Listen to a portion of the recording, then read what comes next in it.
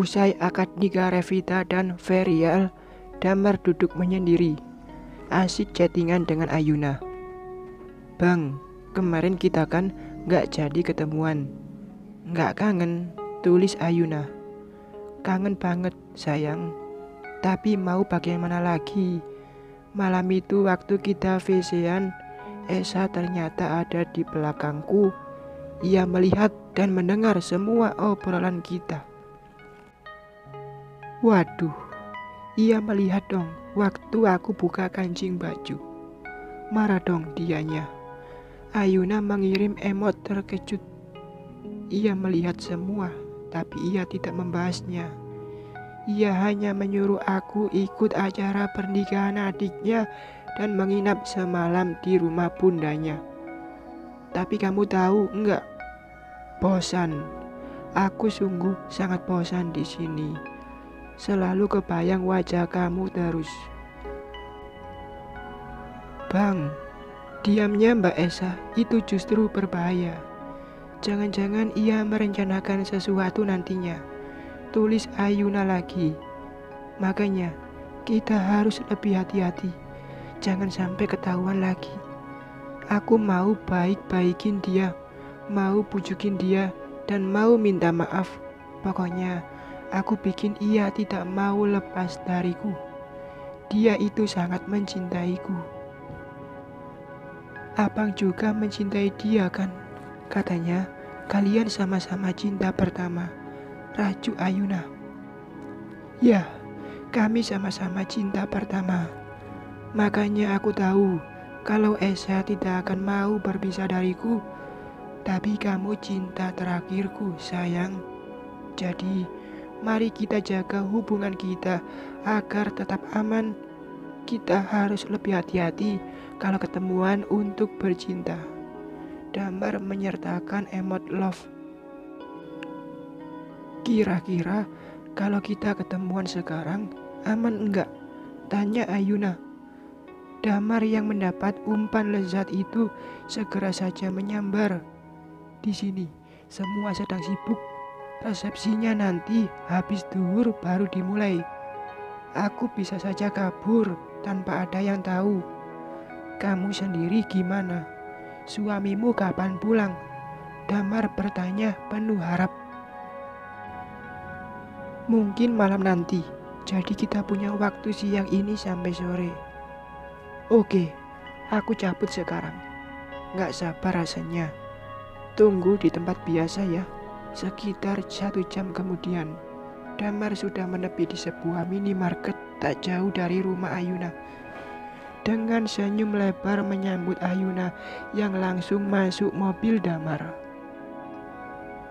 Tanpa Ayuna sadari, saat ia keluar rumah dan menaiki ojol yang dia pesan, mobil Malik datang. Rupanya ia pulang lebih awal dari rencana semula. Malik hampir saja membelokkan mobilnya masuk pekarangan rumahnya. Namun dalam jarak beberapa meter, ia melihat istrinya keluar dengan menaiki ojek. Kalau Ayuna ada perlu sesuatu, mengapa ia tidak memakai mobilnya? Penasaran, Malik mengikutinya. Rupanya Ayuna naik ojek karena tujuannya adalah ke sebuah minimarket dekat rumah mereka. Mungkin ia tidak mau repot menyetir mobil untuk jarak sedekat itu. Malik mau memarkir mobilnya, hendak menemani istrinya yang mungkin mau belanja. Kasihan kalau nanti ia pulang naik ojek lagi.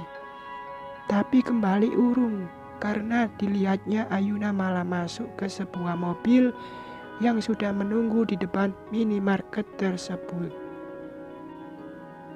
Malik yang sudah tahu kalau istrinya itu main gila di belakangnya, ingin memergoki langsung dengan mata kepalanya sendiri. Ia ingin tahu siapa lelaki yang sudah membuat Ayuna terbuai cinta terlarang. Maka ia mengikuti mobil Damar dan Ayuna. Mobil itu memasuki sebuah komplek perumahan, lalu masuk ke sebuah rumah yang terlihat kosong. Malik memarkir mobilnya di seberang jalan, memperhatikan kedua orang itu masuk rumah sambil berangkulan. Setelah si pria membukakan pintu, rasanya ingin Malik menangkap basah keduanya. Namun ia menahan diri. Harus ada seseorang yang menemaninya untuk jadi saksi. Mungkin pihak RT setempat. Belum sempat Malik bertindak, terlihat sebuah mobil berhenti di depan pintu pagar rumah tersebut. Mobil itu tidak bisa masuk pekarangan karena mobil yang ditumpangi Ayuna menghalangi jalan masuk. Terlihat seorang wanita cantik berkebaya dan seorang lelaki yang terlihat lebih muda mengenakan setelan jas keluar dari mobil dan masuk ke rumah tersebut. Malik memundurkan mobilnya sedikit agar bisa melihat lebih jelas ke dalam pekarangan karena barusan terhalang oleh mobil yang baru datang tadi. Rupanya pintu utama dikunci sehingga kedua orang yang baru datang itu masuk dari paviliun samping. Dengan penuh rasa penasaran, Malik turun dari mobilnya. Ia berdiri dekat pintu pagar di balik mobil pertama tadi, sehingga keberadaannya tidak terlihat dari dalam rumah. Ia mendengar suara ribut-ribut di dalam rumah, namun tidak begitu jelas ucapannya. Tak lama kemudian, ia melihat Ayuna diseret keluar oleh wanita berkebaya tadi dan Ayuna tanpa pakaian sama sekali. Cepat-cepat Malik merekam semua kejadian tersebut dengan ponselnya dari balik mobil tempat ia bersembunyi. Enggak kapok-kapoknya kamu ya. Baru minggu kemarin ketangkap basah di sini. Sekarang berbuat lagi. Kamu pikir rumah ini tempat berbuat maksiat apa?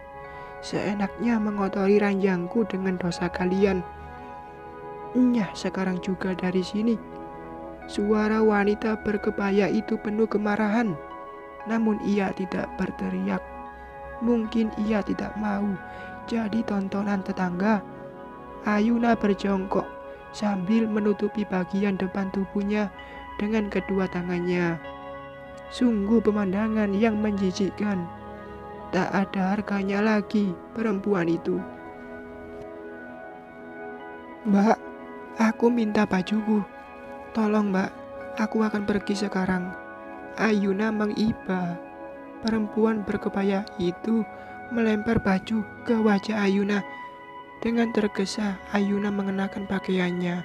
Lalu setengah berlari, ia meninggalkan rumah itu dengan wajah berurai air mata. Sampai ia tak sadar, ada Malik berdiri di balik mobil melihat padanya. Ayuna menyetop sebuah ojol yang lewat. Ia naik ojek tersebut tanpa melalui aplikasi.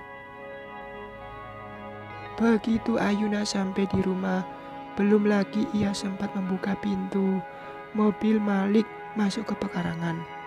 Ayuna terkejut, tidak menyangka suaminya akan pulang siang itu.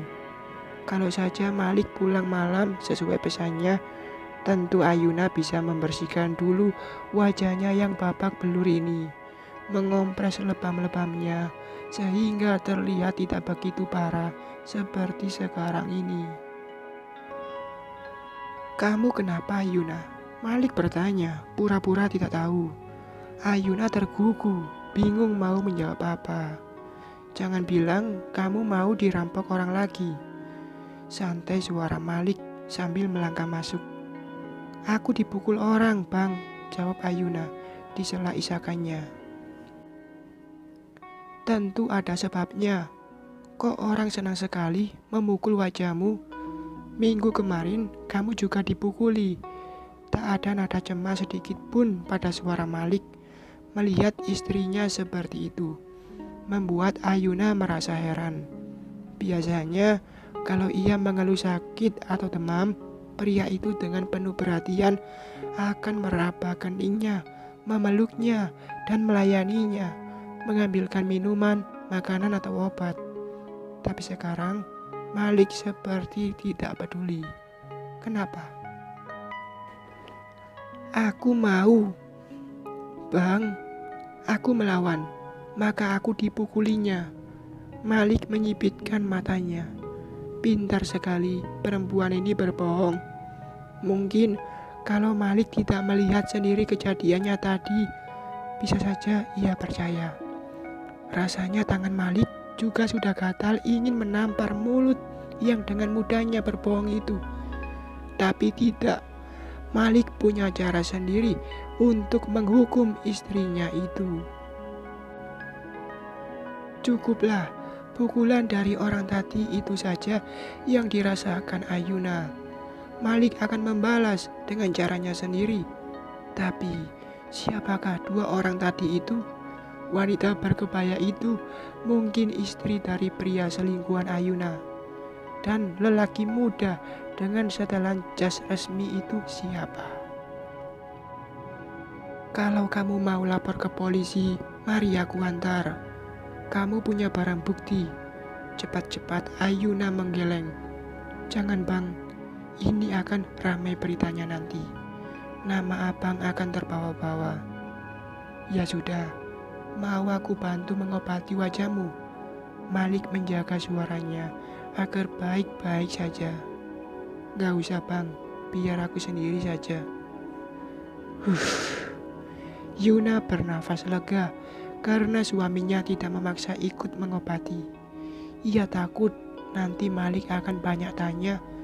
Bergegas Ayuna masuk ke kamar mandi untuk membersihkan dirinya.